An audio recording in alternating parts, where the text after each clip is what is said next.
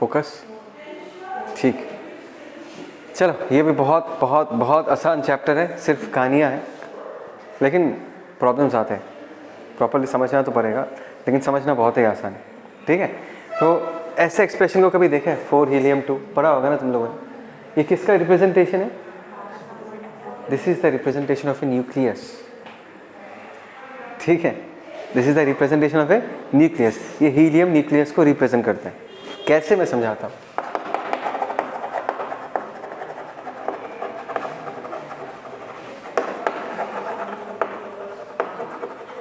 मैंने एक छोटा सा एग्जांपल दिया, हीलियम का एग्जांपल दिया।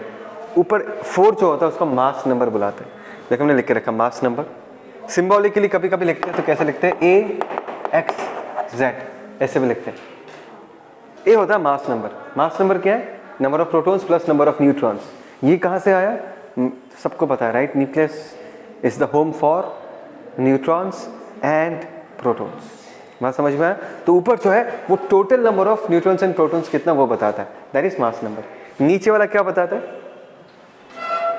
Z एटॉमिक नंबर है, which tells you the number of protons inside the nucleus। तो अगर तुमको A पता है, फॉर एग्जांपल A पता है, Z नहीं पता, तो तुम total number of neutrons plus protons कितना वो बता पाओगे, लेकिन एग्जैक्टली ये नहीं बता पाओगे कि कितने सारे न्यूट्रॉन्स है और कितने सारे प्रोटॉन्स है। उसके लिए तुमको Z जानना पड़ेगा, राइट? लेट अस से मास नंबर 10 है, Z का वैल्यू 6 है, क्या पता चला? नंबर ऑफ प्रोटॉन्स कितना है? 6, बाकी 4 क्या होगा? Neutrons. So this is a complete representation of a nucleus और ए न्यूक्लियाई, ठीक है, ओके। अच्छा, ये अगर हमारा एक टिपिकल न्यूक्लियस है, इसके अंदर कौन कौन रहता है, ठीक है ना? हाँ, protons as well as neutrons. तो इन सारे न्यूक्लियस वासी को क्या नाम दिया गया है? न्यूक्लियॉन्स। समझ में? All the members of the nucleus together are called as what? Nucleons. Protons and neutrons taken together, ठीक, ओके, बढ़िया है। अच्छा, now we all know that atom के अंदर न्यूक्लियस है, न्यूक्लियस स्टेबल है, ऑर्बिट्स में इलेक्ट्रॉन्स घूमते हैं। अच्छा, एक बात बता के रखता हूँ, एटॉमिक स्ट्रक्चर मैंने बताया नहीं। Bohr's model of atomic structure is not the final model, you know that, right? आगे जाके तुमने श्रोडिंजर्स वेव इक्वेशन भी पढ़ा होगा, राइट? तो वहाँ पर हम क्या करते हैं, हम इलेक्ट्रॉन के मूवमेंट के साथ एक वेव नेचर एसोसिएट करते हैं, और तब हम इलेक्ट्रॉन कहाँ पर है उसको लेके बात नहीं करते। We talk about the probability of finding an electron उस वेव में, right? So why is Bohr's postulate so important? Bohr के बारे में तो हमने बहुत जगह पढ़ा है।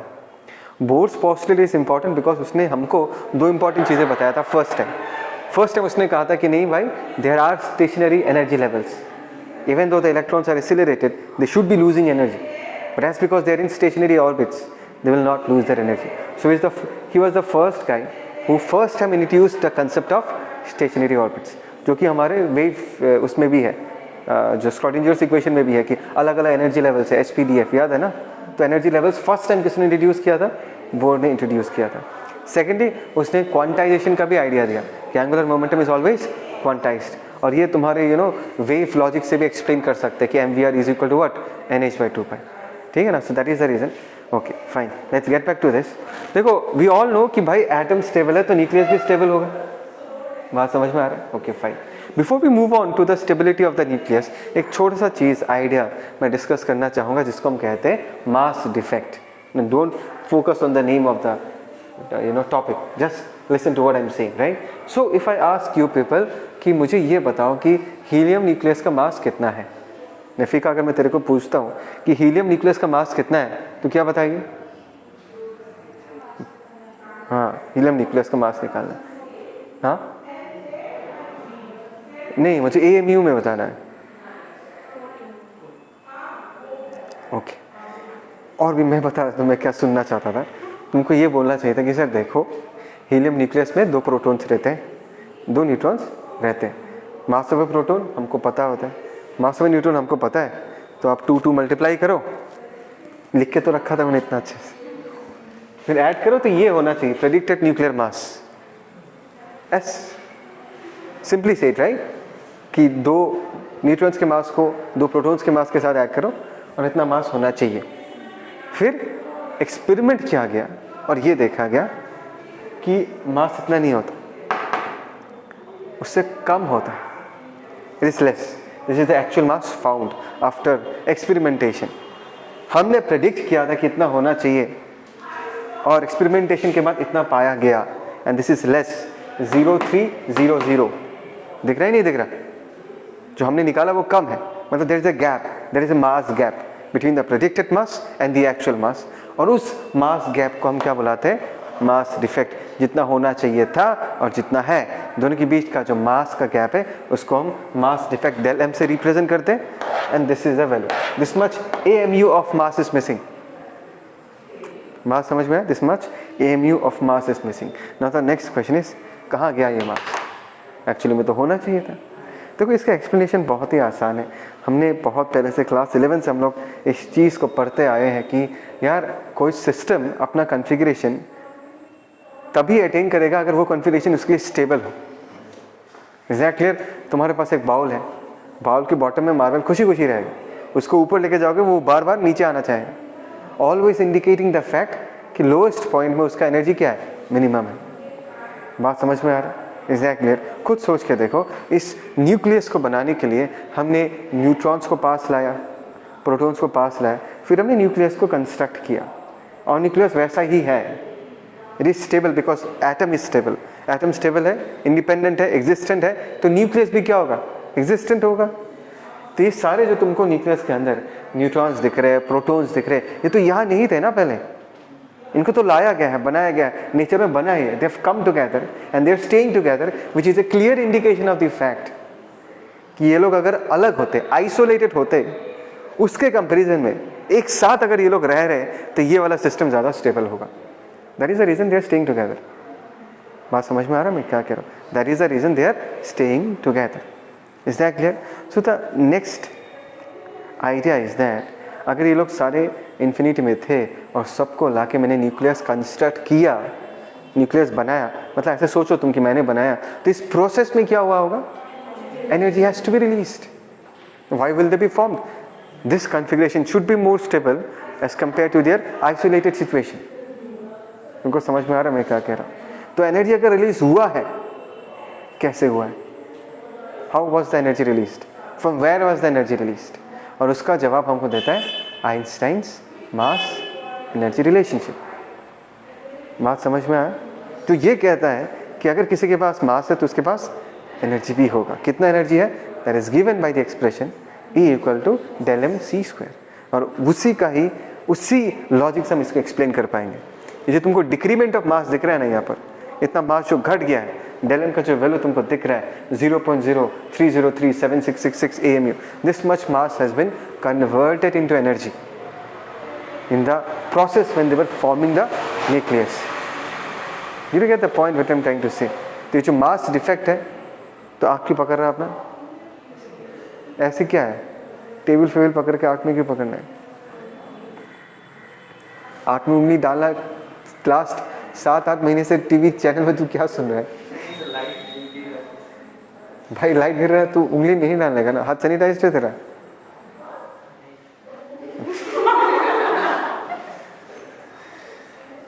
ठीक है, I'm getting the point what I'm trying to say, right? So this is defined by basically Einstein's mass energy relationship. Energy is released in the process. ठीक है, पॉज करो। ओके, फोकस है। Let's talk about mass defect, right? Mass defect क्या पता चल चुका है?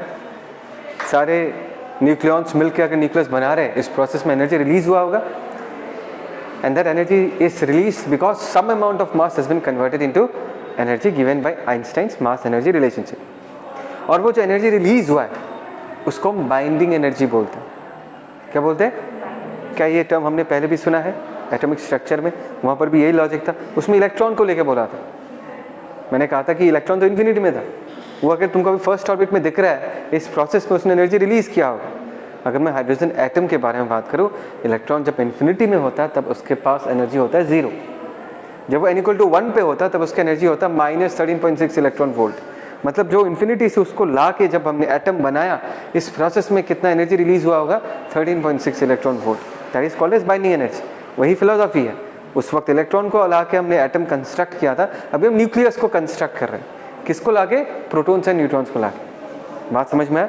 And that is the reason हमने इसको क्या कहा, दैट इज द रीजन हमने इसको कहा this is nothing but binding energy of the nucleus, right, which is a clear indication of the fact कि अगर तुम्हारे पास कोई न्यूक्लियाई है और बहुत ज़्यादा है उसका binding energy, so we should get the feel okay fine this nuclei is very very stable, because इसके बनने में बहुत ज़्यादा एनर्जी रिलीज हुआ है, दैट मीन्स फाइनल जो प्रोडक्ट, ये जो न्यूक्लियाई हमको मिला है, it will be very very stable. Did you get my question? मैंने पूछा, क्वेश्चन नहीं है, एक फीलिंग के बारे में बोल रहा हूँ कि बाइंडिंग एनर्जी का जो डेफिनेशन है उससे हमको ये फील आता है कि चलो ठीक है, अगर इस न्यूक्लियाई का बहुत ज़्यादा बाइंडिंग एनर्जी है तो ये ज़्यादा स्टेबल होगा, right, but is it the correct way to जज the stability of a nucleus? No, that is the next topic of discussion. क्या हम सिर्फ और सिर्फ बाइंडिंग एनर्जी को देख के ये कंक्लूड कर सकते हैं कि ये न्यूक्लियाई ज़्यादा स्टेबल है या नहीं, या दो न्यूक्लियाई को कंपेयर कर सकते हैं सिर्फ उनके बाइंडिंग एनर्जी को देख के? ठीक है, in order to understand that, do you understand my question? अच्छा, in order to understand that मैं बाइंडिंग एनर्जी के डेफिनेशन को थोड़ा घुमा के प्रेजेंट करूँगा। पहला वाला डेफिनेशन तो समझ में आ गया, कितना एनर्जी रिलीज होता है उसको बनाने में। तो इसको अगर मैं उल्टा बोलना चाहूँ, जो न्यूक्लियस ऑलरेडी बना हुआ है, इसको अगर मुझे तोड़ना है, if I need to break the nucleus and make the neutrons and protons go away to infinity, तो जितना एनर्जी रिलीज हुआ होगा उनके बनने में, उतना ही एनर्जी मुझे फिर से उसको देना भी पड़ेगा। So can I say binding energy of a nucleus will also represent the amount of energy that is necessary to break down the nucleus into its constituents? समझ में आ रहा है मैं क्या कह रहा हूँ? तो ये सेकेंड वाले डेफिनेशन से हम अपना आगे का डिस्कशन आगे बढ़ाएंगे, ठीक है। सो लेट्स सी, यहाँ पर बोर्ड में दो न्यूक्लियाई है, पी एन क्यू और द न्यूक्लियाई। बात समझ में आया? एक के पास 10 न्यूक्लियॉन्स है, मतलब मास नंबर 10 है, और क्यू के पास कितने सारे न्यूक्लियॉन्स है? 50। तो पी वाले न्यूक्लियाई का बाइंडिंग एनर्जी हमको दिख रहा है 80 मिलियन इलेक्ट्रॉन वोल्ट, और क्यू वाले न्यूक्लियाई का जो बाइंडिंग एनर्जी है वो हमको दिखता है 250 million electron volt. Is that clear? Okay. So at first look ऐसा लगता है ना कि सेकेंड वाले न्यूक्लियाई का बाइंडिंग एनर्जी बहुत ज़्यादा है, 250 है, 250 है, और पहले वाले का कितना है? 80। So will have a natural tendency to immediately conclude कि नहीं सर, क्यू वाला जो न्यूक्लियाई होगा that will be more stable as compare to P. लेकिन इसमें एक इम्पॉर्टेंट सा कैच है, और कैच क्या है देखो, मैं फिर से अपने पुराने डेफिनेशन को रिपीट करना चाहूँगा। बाइंडिंग एनर्जी क्या है? उस न्यूक्लियॉन्स को तोड़ने में, न्यूक्लियॉन्स को एक्सट्रैक्ट करने में कितना एनर्जी रिलीज होता है। Is that clear? ओके। तो अभी मैं चाहूँगा कि मैं यहाँ पर और एक कॉलम बनाऊँ and let us define binding energy per nucleon. Binding energy per nucleon का मतलब क्या है? अगर तुम्हारे पास न्यूक्लियाई है, उसमें से तुम अगर एक न्यूक्लियॉन को तोड़ के निकाल के लेके आना चाहते हो तो वो कितना मुश्किल होगा, मतलब कितना एनर्जी तुमको देना पड़ेगा। That is defined as what? Binding energy per nucleon. Did you understand that statement? अगर एक न्यूक्लियॉन को तोड़ के लेके आना है तो कितना एनर्जी तुमको स्पेंड करना पड़ेगा, कितना डिफिकल्ट होगा। That is binding energy per nucleon. जितना ज़्यादा डिफिकल्ट होगा उतना ज़्यादा स्टेबल होगा वो। Is that clear? तो अभी पी वाले केस में if I want to define binding energy per nucleon, इसका वैल्यू आएगा 80/10, that is 8 million electron volt per nucleon. एक न्यूक्लियॉन को निकालने के लिए तुमको कितना एनर्जी खर्चा करना पड़ेगा? 8 मिलियन इलेक्ट्रॉन वोल्ट। और अगर मैं इस केस में देखूँ जहाँ पर 50 न्यूक्लियॉन्स है और टोटल में 250 million electron volt of energy release हुआ है, इस केस में अगर मैं बाइंडिंग एनर्जी डिफाइन करूँ तो वो कितना आ जाएगा? That is 5 million electron volt per nucleon. अभी बताओ कौन सा न्यूक्लियाई ज़्यादा स्टेबल है? ऑब्वियसली पी वाला ज़्यादा स्टेबल है, बिकॉज वहाँ से अगर एक न्यूक्लियॉन को निकालना है वो कई गुना ज़्यादा डिफिकल्ट है as compare to the second case. बात समझ में है? तो अगर तुम दो न्यूक्लियस को कंपेयर करना चाहते हो तो उनकी टोटल बाइंडिंग एनर्जी को देख के तुम कंपेयर नहीं कर सकते। बात समझ में है? बिकॉज दोनों में नंबर ऑफ न्यूक्लियॉन्स क्या है? अलग अलग है। तो how will you compare them? It's not possible to compare them. अगर तुमको कंपेयर करना है तो पर न्यूक्लियॉन के बेसिस में कंपेयर करना है कि इस न्यूक्लियाई से अगर तुमको एक न्यूक्लियॉन निकाल के लेके आना है तो कितना एनर्जी तुमको देना पड़ेगा, और उस न्यूक्लियाई से अगर और एक न्यूक्लियॉन लेके आना चाहते हो तो कितना एनर्जी खर्चा करना पड़ेगा। बात समझ में आ रहा है मैं क्या कह रहा हूँ? तो when we talk about the stability of a nuclei, or when we want to compare the stability of a number of nuclei together, we never talk in terms of total binding energy, because every nuclei will have different number of nucleons, and obviously the energy released will be different. If you need to compare them, the question paper has to be same. Example दिया था ना, तो हम क्या करेंगे, per nucleon हर किसी को compare करेंगे. इस न्यूक्लियाई का पर न्यूक्लियन कितना बाइंडिंग एनर्जी, इस न्यूक्लियाई का पर न्यूक्लियन कितना बाइंडिंग एनर्जी, इस न्यूक्लियाई का पर न्यूक्लियन कितना बाइंडिंग एनर्जी, तब जाके सबका क्वेश्चन पेपर क्या है, same. Because we are talking in terms of what, per nucleon. तब हम कमेंट कर पाएंगे कि कौन सा न्यूक्लियाई ज़्यादा स्टेबल होगा और कौन सा न्यूक्लियाई रिलेटिवली अनस्टेबल होगा. आया समझ में, राइट? पक्का. पॉज. तो तुम लोग के दिमाग में एक ऑब्वियस डाउट क्रिएट होना चाहिए था. क्या क्रिएट होना चाहिए था?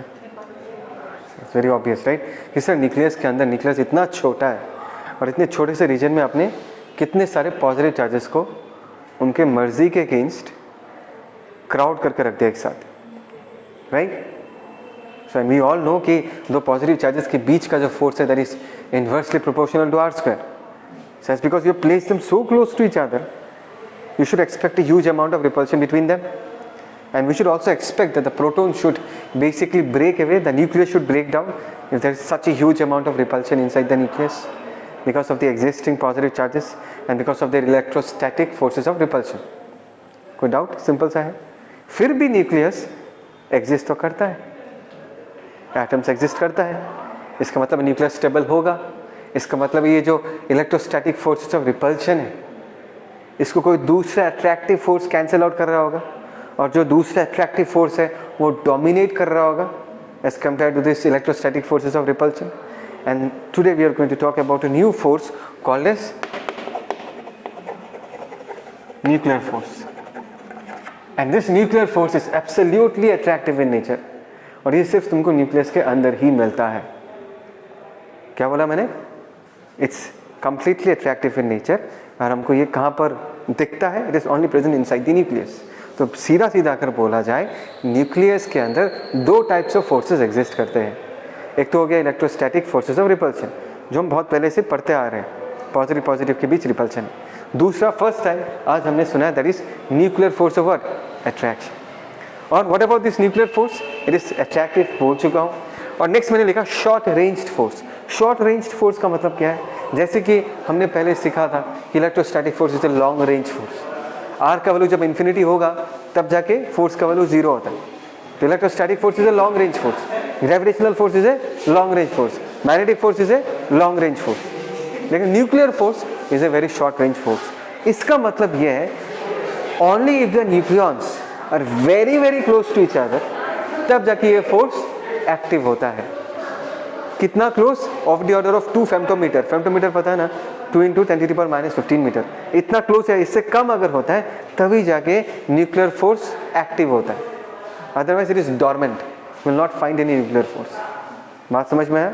Is that clear? That is the reason हमने इसको क्या कहा, शॉर्ट रेंज्ड फोर्स. अगर न्यूक्लियॉन्स के बीच का डिस्टेंस बढ़ जाएगा तो न्यूक्लियर फोर्स इंक्रीज नहीं होगा, डिक्रीज कर जाएगा. But it is a very very strong force with in nuclear dimensions.